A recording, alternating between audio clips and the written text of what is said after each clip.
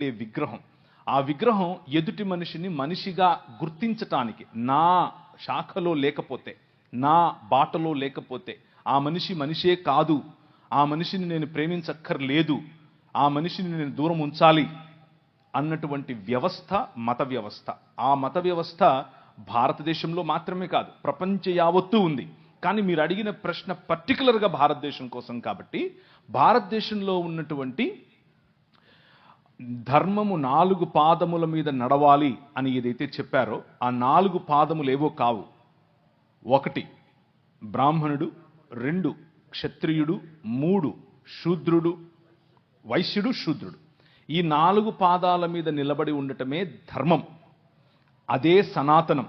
సనాతనానికి కుల వ్యవస్థకు వేరు వేరు అర్థాలు లేవు, రెండు ఒకటే. ఆ స్ట్రక్చర్ అఖిలాండ కోటి బ్రహ్మాండ నాయకుడు అని పిలువబడినటువంటి దేవుని శరీరముగా ఈ నలుగురిని చెబితే, ఈ నాలుగు కులాలలోనూ లేకపోతే వర్గాలలోనూ లేని ప్రజలు దేవునికి బయట చెప్పుల వంటి వారు, లేకపోతే అంటరాని వారు, లేకపోతే మ్లేచ్చులు, దాసులు, దస్యులు, రాక్షసులు, అసురులు అని పిలువబడినటువంటి వారు.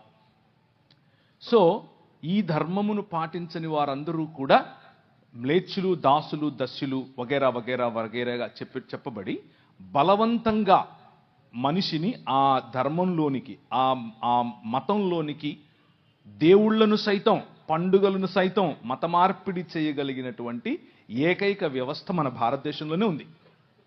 దాని గురించి తర్వాత మాట్లాడుకుందాం. కానీ క్రైస్తవులుగా మన స్పందన ఏమిటి? క్రైస్తవులుగా మనమేం చేయాలి? క్రైస్తవం అనేది ఒక మతం కాదు. క్రైస్తవం అనేది విశ్వ మానవ ఉద్యమం. మళ్ళీ చెప్తాను, క్రైస్తవం అనేది మతం కాదు. ఇది క్రీస్తు శరీరముగా మానవులందరినీ ఒక చోటికి పోగేసేటటువంటి విశ్వ మానవ ఉద్యమం. ఈ ఉద్యమంలో భాగమే మీరు. ఇది ఒక రాజ్య సంకల్పం. ఆ రాజ్యంలో భాగమే మీరు, ఆ రాజ్య ప్రతినిధులు మీరు.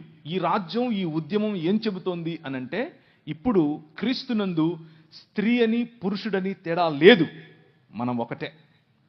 ఇప్పుడు ఈ రాజులో యూదుడని గ్రీకు దేశస్థుడని తేడా లేదు, మనం ఒకటే.